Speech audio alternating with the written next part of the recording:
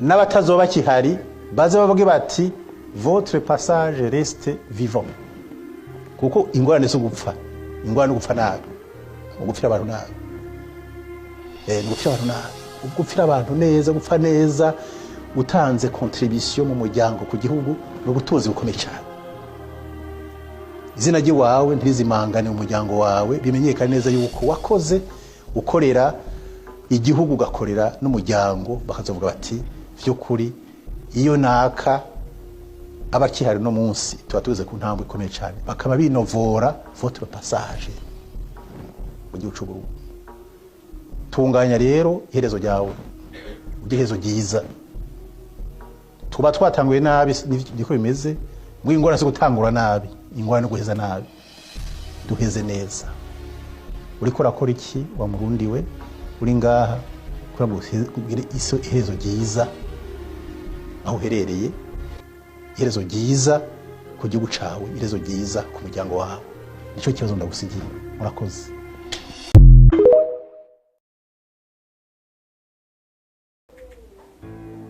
Mahoro y'Imana abane namwe bakunzi ba Kodi Empire mu bimese mudukurikirana muri ahagiye hatandukanye.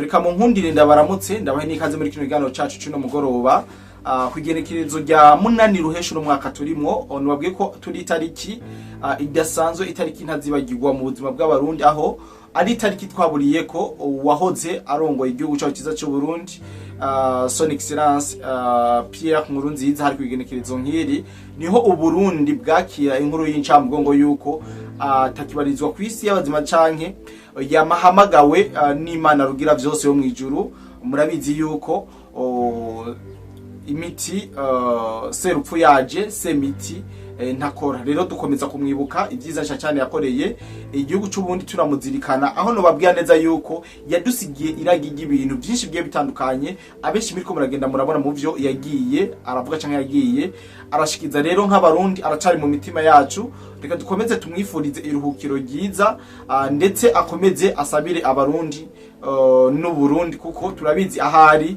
yuko yicaye impande mu buryo bw'Imana data mushobora byose, kubera ko yari yemeye arabatizwa kandi yari yaremera n'Imana by the way, kandi ntabwo Imana yo kwihakana uwayo. Ikaze ni karibu rero mwebwe mwese mugiye kubana natwe muri kino kiganiro.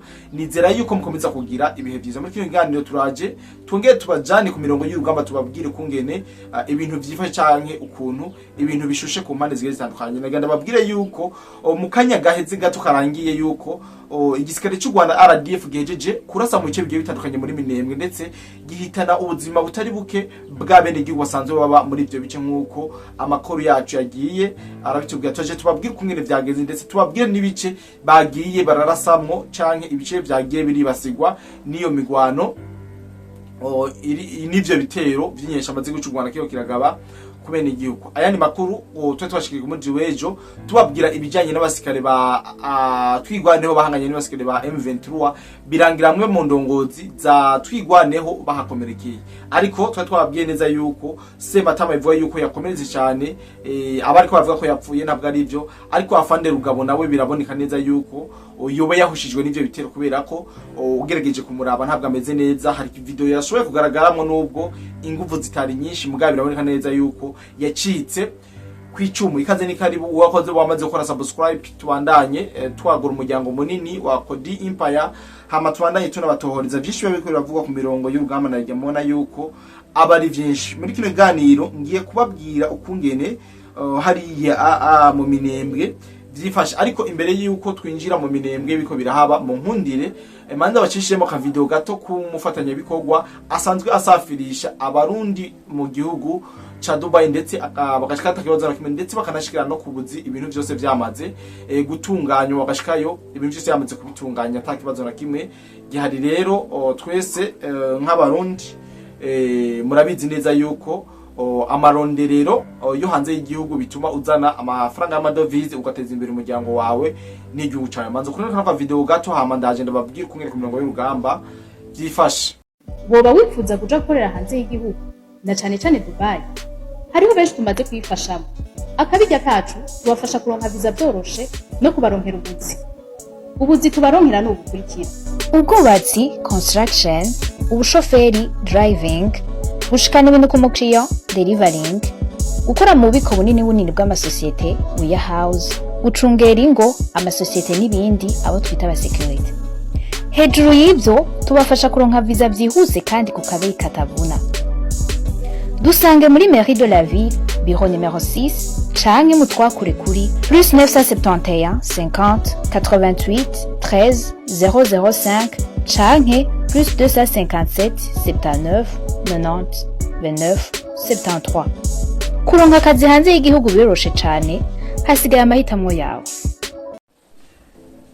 Yes, kaze kandi muri kiganiro cacu nari nababwiye neza yuko nje kubabwira uburyo igisirikare cy'u Rwanda carashe mu bice bigiye bitandukanye byo muri Minembwe ndetse kigahitana ubuzima butari buke bw'abene igihugu basanzwe baba muri ivyo bice nkuko amakuru yacu ava hariya muri RDC abivuga, hifashishijwe amadrone y'intambara y'igisirikare cy'igihugu cy'u Rwanda RDF cateye amabombe menshi cyane mu gace ka Mikenke ku birometero bike cyane uva Minembwe Centre kuri uyu wa mbere igenekerezo rya 8 Ruheshi uno mwaka turimo abene igihugu benshi b'abanyekongo bivuga ko bishwe kandi habaye n'ibindi byinshi byashoboye kononekara. Twabwira yuko bananiwe kwihora ku basirikare none baca barengera mu bene gihugu. Ni nyuma yuko bari bamaze imisi bariko barahangana n'igisirikare cya Twigwaneho uno munsi bavuze ati nyamba bavuze ati Twigwaneho n'ubundi yatwiyonkoye ko ikatugirire n'aba banyamurenge niho guca baba batumbereza ibibombe n'ibisire mu bene gihugu ngaha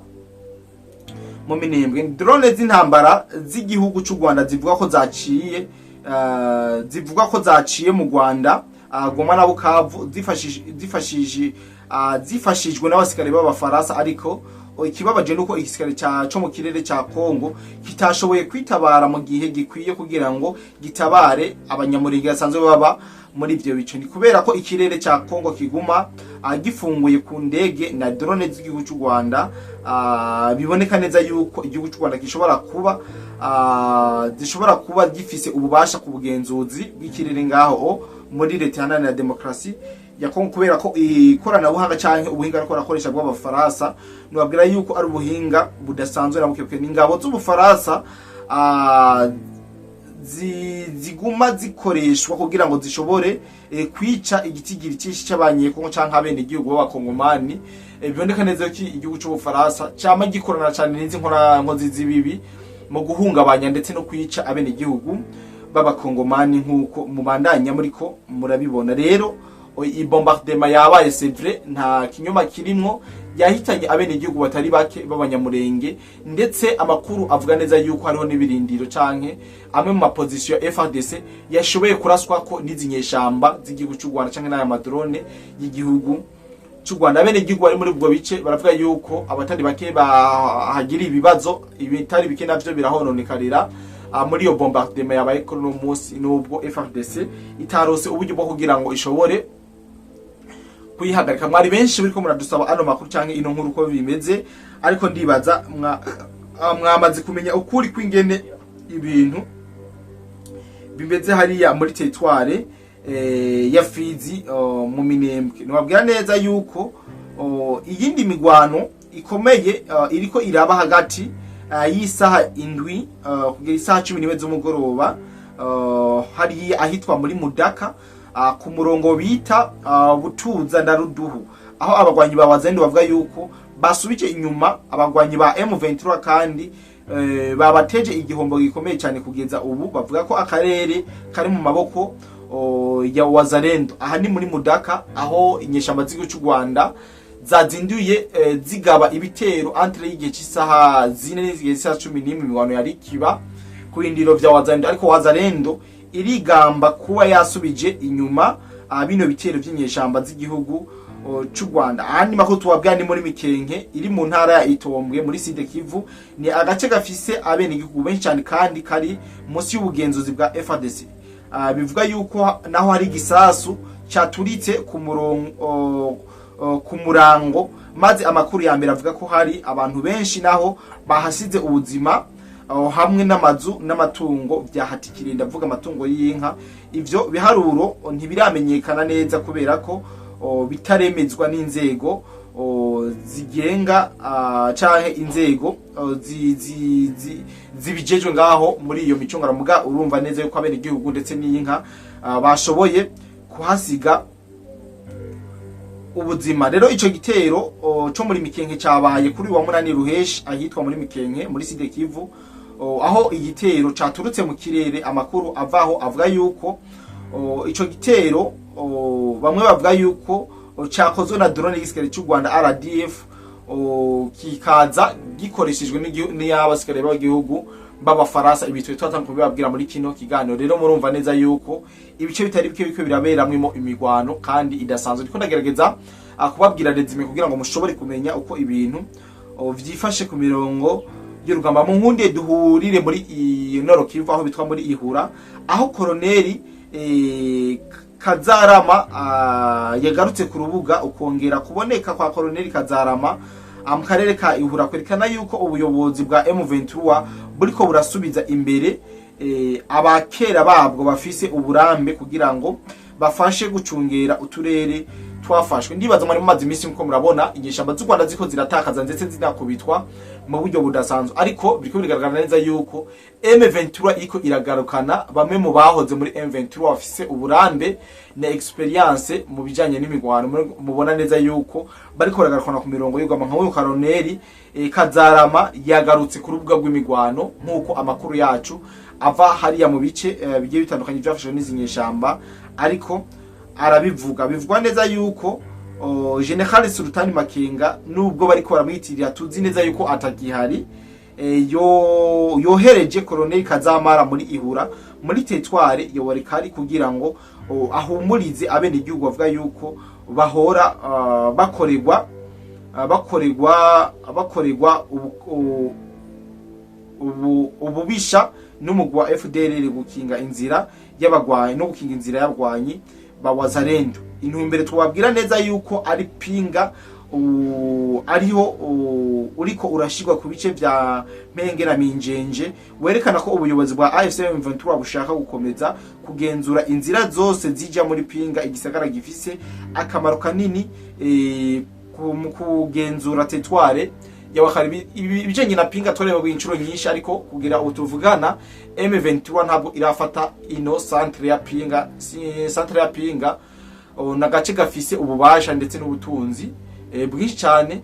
Ariko amakuru ariko aravuga neza yuko iyi pinga yoba igombwa na M23 kugira ngo M23 ishobore kugera ubugenzuzi bukomeye hariya muri Warikari. Ariko biriko biravugwa neza yuko ngo ari General Sultani Makenga yoba yarungitse uno mukoloneli, ariko turabizi byinshi ko mu izina rya General Sultani Makenga, ariko General Sultani Makenga nta uhari pe, nta uhari, kuko turamaze kumenya neza yuko yeretse umukondi ijuru n'ubwo abenshi mutagomba kubivuga canke mutagomba kubimenya kubera ko bitatangaje n'ijambo z'igihugu cy'u Rwanda. Ese ngomba kubarambe cyo kubabwira byinshi kandi bikibanure. Yari just kubabwira incamake y'amakuru yacu y'uno mugoroba. Turongera guhura mu bindi biganiro byacu biramvuye.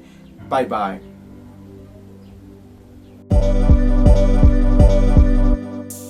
Ubuvuzi kama Good Life ikorana na Agevo mu Burundi irabahaye ikaze mu ivuza indwara zitandukanye kandi zibabaje, harimo amibe, estoma, umugongo, prostate, amaso, ishano, diabete n'ibindi byinshi. Dusange Centre Ville, Boulevard de Lukona, numero 5, urenganye gato ikiraro, mu Kanyosha kujya gatanu hampande y'isoko, no mu Gatumba ku ipoto ya 34 canke mu twakure kuri 67 95 46 56 canke 62 98 83 41. Hamwe na Good Life twitwararika amagara yanyu nka yacu.